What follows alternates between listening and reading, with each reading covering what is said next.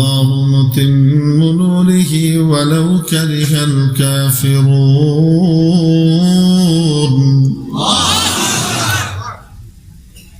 ওরা চায় আল্লাহর নূরকে, আল্লাহর আলোকে ফু দিয়ে নিভিয়ে দিতে।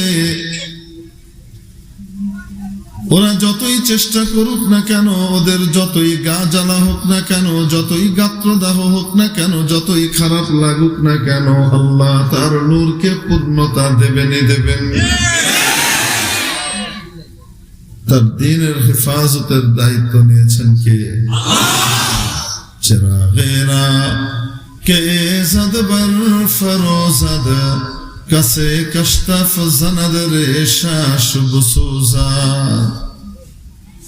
চিরাগেরা কে জাদ বর ফরোজাদ কাসে কশতাফ জানাদ রেশা শুভ সুজাদ। যেই চিরাগ, যেই বাতি, যেই দিয়া আর যেই প্রদীপকে প্রজ্বলিত করবার জন্য সিদ্ধান্ত নেন আরশের মালিক রব্বুল আলামিন, সেই প্রদীপ আর সেই বাতিকে যদি কেউ নিভিয়ে দিতে যায়, বাতি নিভবে না, নিভবে না, নিভবে না, তার চুল মুখ ভ্রু সব পড়ে যাবে।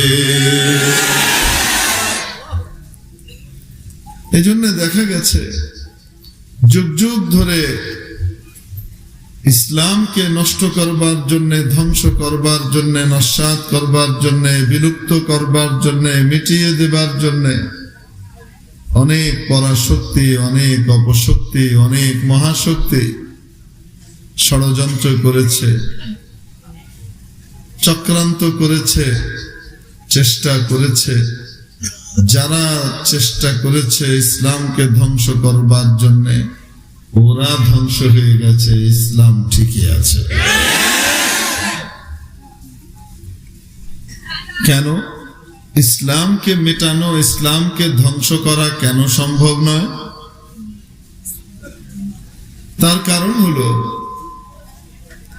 ইতিপূর্বে যত কিতাব অবতীর্ণ হয়েছে কোরআনের আগে, সমস্ত কিতাবগুলোকে নবী দুনিয়া থেকে চলে যাবার পর ওই ধর্মের ধর্মবেত্তাদের একটা অংশ বিকৃত করে দিয়েছে। এক প্রকার দুষ্ট প্রকৃতির মৌলভী ওলামায়ে সু, তারা ক্ষমতাসীনের ইচ্ছে অনুযায়ী ক্ষমতাসীনকে তুষ্ট করবার জন্যে, ক্ষমতাসীন এর পছন্দ মতো বিধান সেখানে ঢুকিয়েছে, আর ক্ষমতাসীনের স্বার্থ বিরোধী বিধান, যেটা আল্লাহর বিধান, সেটাকে কিতাব থেকে কাটছাঁট করে বাদ দিয়ে দিয়েছে। রাদ্দুল মুখতারের মুসান্নিফ, ফতোয়ায়ে শামির মুসান্নিফ আল্লামা ইবনে আবিদিন শামি রহমতুল্লাহ আলাইহি তার বিখ্যাত এই ফতোয়া গ্রন্থের মুকদ্দিমাতে অদ্ভুত এক বাণী উল্লেখ করেছেন। আমিরুল মুমিনিন ফিল হাদিস ইমাম আব্দুল্লাহ ইবনুল মুবারক রহমতুল্লাহ আলাইহি বাণীটা কত গুরুত্বপূর্ণ বুঝবার জন্য বাণীওয়ালা কেমন ছিলেন সেটা নিয়ে আলোচনা করা উচিত। ইমাম আব্দুল্লাহ ইবনুল মুবারক ছিলেন দারসে হাদিসের এমন একজন কিংবদন্তি, যার নজির গোটা পৃথিবী জুড়ে হাদিস ইতিহাসে খুঁজে পাওয়া বড় বিরল, বড় মুশকিল। ইমাম বুখারী রহমতুল্লাহ আলাইহির উস্তাদ ছিলেন আবদান, আবদানের উস্তাদ ছিলেন ইমাম আব্দুল্লাহ ইবনুল মুবারক। এক কথায় ইমাম বুখারীর দাদা উস্তাদ এবং ইমাম আজম ইমাম আবু হানিফা রহমতুল্লাহ আলাইহির ছাত্র, যার উপাধি ছিল হাদিস সম্রাট,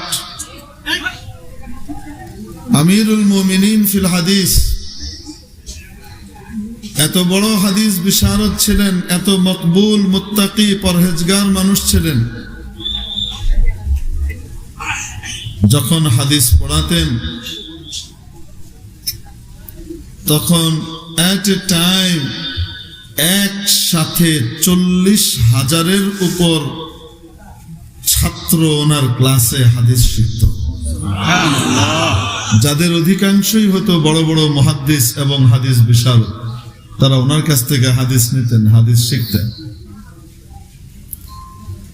গোটা ইতিহাসের মধ্যে, হাদিস শাস্ত্রের ইতিহাসের মধ্যে 2 জন ব্যক্তিকে এমন পাওয়া যায় যে 2 জন দর্শে হাদিসের এমন কিংবদন্তি ছিলেন যে যাদের তুলনা আর অপর কাউকে খুঁজে পাওয়া যায় না, যাদের ক্লাসে একসাথে 40,000-এর উপরে ছাত্র বসে হাদিস শিখতেন। একজন ছিলেন ইমাম আব্দুল্লাহ ইবনুল মুবারক, আর একজন ছিলেন ইমাম ইয়াজিদ ইবনে হারুন রাহিমাহুমাল্লাহ। এই 2 জনই ছিলেন ইমাম বুখারীর দাদা উস্তাদ ইমাম আবু হানিফার ছাত্র। এত বড় হাদিস বিশারদ হবার পরেও যখন কোন মুজতাহাদ ফি মাসআলার ভিতরে ওনাকে মত জিজ্ঞেস করা হতো, ফতোয়া জিজ্ঞেস করা হতো, তো ওই মাসআলার ফতোয়া দেবার সময় তিনি দেখতেন বহুজন বহু ব্যাখ্যা দিয়েছেন, কিন্তু ইমাম আবু হানিফা কি ব্যাখ্যা দিয়েছেন? কানা ইফতি বিকাউলি আবি হানিফা, ইমাম আবু হানিফার মত অনুযায়ী উনি ফতোয়াটা দিতেন। আপনাদের কাছে কি মনে হয় ইমাম আবু হানিফা হাদিস কম জানতেন? হাদিস ওনার কাছে তেমন ছিল না। এই জন্যে ইমাম আব্দুল্লাহ ইবনুল মুবারকের মতো হাদিস সম্রাট ওনার কওল আর মত দেখে ফতোয়া দিতেন। মনে হয় এরকম। আমরা যে ইমাম আবু হানিফা রহমতুল্লাহ আলাইহির ব্যাখ্যা অনুযায়ী কোরআন সুন্নাহকে ফলো করি, এটার ব্যাপারে আমরা কি লজ্জিত না গর্বিত? আমরা গর্বিত। কোরআন সুন্নাহর এমন কিছু বিষয় থাকে যে বিষয়গুলোকে রব্বুল আলামিন ইচ্ছাকৃতভাবে অস্পষ্ট রেখেছেন উম্মতের কল্যাণার্থে। কার কল্যাণার্থে? অস্পষ্ট রেখেছেন। মুজতাহিদদের উপর দায়িত্ব দিয়েছেন তার ফয়সালা করবার, গবেষণা করে কোরআন সুন্নাহর আলোকে। এই সমস্ত মাসআলাতে আমল করে পাড়ি দেবার জন্য কারো কপালে জুটে চুনোপুটি আর ইচা মাছ, চিংড়ি মাছ, কারো কপালে জুটে নীলতিমি আর হাঙরের মতো বিশাল মাছ। ঠিক ঠিক। মহাসাগর পাড়ি দেওয়া লাগবে, কোনো বাহন নাই, কোনো মাছের লেজ ধরে পার হতে হবে। বিষয়টা যদি এমন হয় তাহলে কোন মাছ নিরাপদ? ইচা মাছ, পুঁটি মাছ, কেচকি মাছ, নাতিমি মাছ। ঠিক ঠিক না? এটা কপালের ব্যাপার। কারো কপালে ইমাম আবু হানিফার মতো নীলতিমি জুটবে, ইমাম শাফির মতো নীলতিমি জুটবে, ইমাম মালিক ইবনে আনাস আল-আসবাহির মতো নীলতিমি জুটবে, ইমাম আহমদ ইবনে হাম্বলের মতো মহারথী জুটবে, যে তাদের কাউকে একজনকে ফলো করে সে জান্নাতের পথে এগিয়ে যাচ্ছে, কোরআন সুন্নাহকে ফলো করছে, মানছে। আর কারো কপাল যদি ওরকম হয় তাহলে ওই যে পুঁটি মাছ মার্কা রুমালি শায়েখদের পিছনে দৌড়াবে, কিছু করার নেই। আমাদের দেশের এই সমস্ত রুমালি শায়েখদেরকে এতদিন না চিনলেও ওলামায়ে কেরাম ঠিকই চিনেছিলেন, সাধারণ মানুষ অতটা চিনে ছাড়ে নাই। কিন্তু ওলামায়ে কেরামের চিনা যে ভুল ছিল না সেটার প্রমাণ ইসরায়েল ফিলিস্তিন যুদ্ধ আমাদেরকে চোখে আঙুল দিয়ে দেখে। যখন বিশ্ব মানবতার অনুসারী মানুষ, যার ভিতরে সামান্য মানবতার ছিটে ফোঁটা আছে, মুসলিম হোক অমুসলিম হোক, খ্রিস্টান হোক বৌদ্ধ হোক হিন্দু হোক নাস্তিক হোক, এমনকি অনেক ইহুদি পর্যন্ত ইসরায়েলের পাশবিকতার বিরুদ্ধে ফিলিস্তিনের পক্ষে সমর্থন জানাতে রাজপথে বেরিয়ে এসেছে। ঠিক কি ঠিক না? মানবতার ছিটে ফোঁটা থাকলেও ইসরায়েলের পক্ষাবলম্বন করতে পারে না, তাদের পক্ষে সাফাই দিতে পারে না। হামাস এবং মুক্তিযোদ্ধা ফিলিস্তিনিদের পক্ষেই সে পক্ষাবলম্বন করবে, ঠিক কি ঠিক না?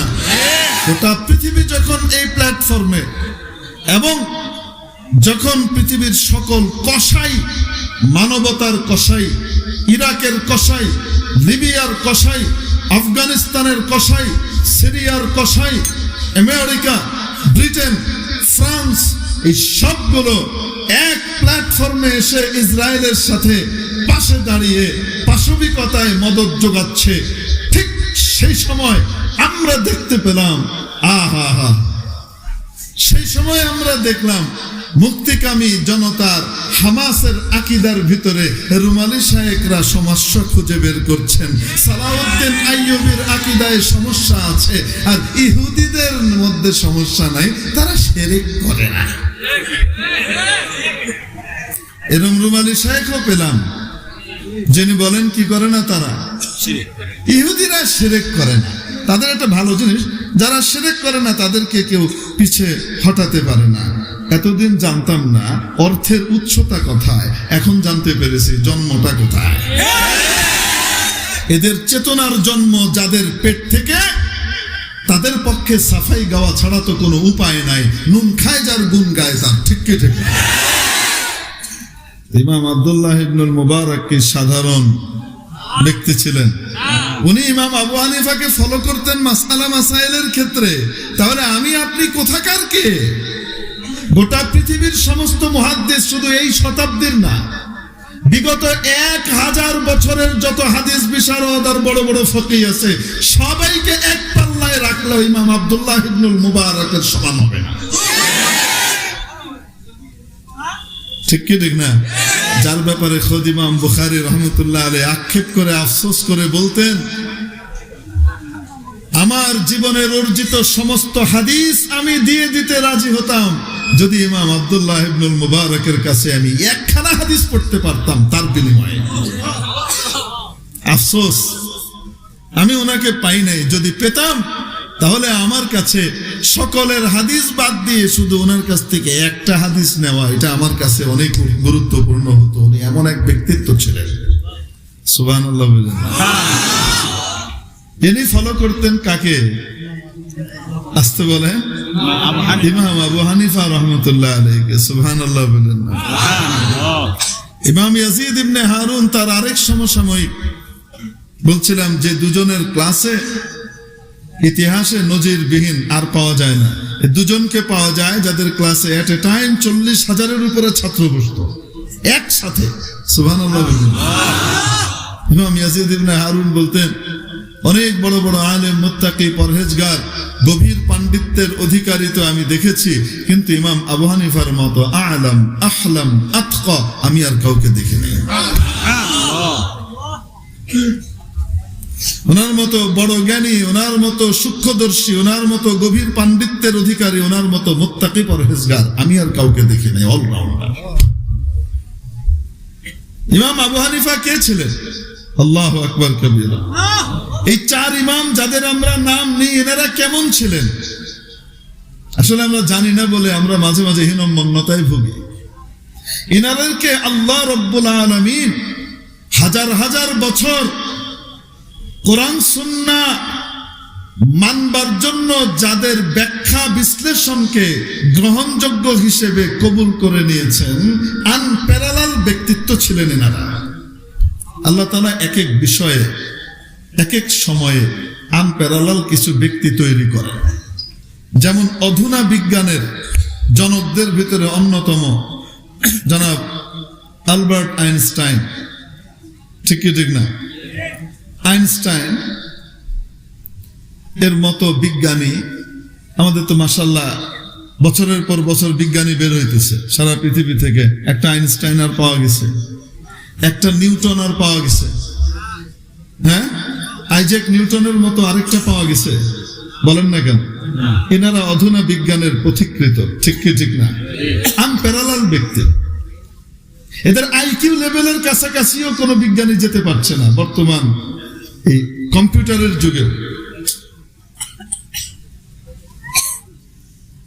তো বিজ্ঞানী তো বহুত পয়দা হয়, নিউটন বারবার আসে না, আইনস্টাইনও বারবার আসে না। ডাক্তার বহুত পয়দা হয়, ইবনে সিনার মতো ডাক্তার পয়দা হয় না, আনপ্যারালাল। ঠিক কি ঠিক না? ঠিক তেমনি ভাবে ফিকহের ক্ষেত্রে, ইজতিহাদের ক্ষেত্রে মুজতাহিদ তো যুগে যুগে বহুত পয়দা হয়েছে হবে, কিন্তু ইমাম আবু হানিফা, ইমাম মালিক, ইমাম শাফি, ইমাম আহমদ ইবনে হাম্বল ইনাদের মতো হওয়া এক ধরনের অসম্ভবই। ঠিক কি ঠিক না? কেমন ছিলেন এনারা, সুবহানাল্লাহ। ওনাদের উস্তাদরাও ওনাদের উপরে কেমন অগাধ আস্থা রাখতেন।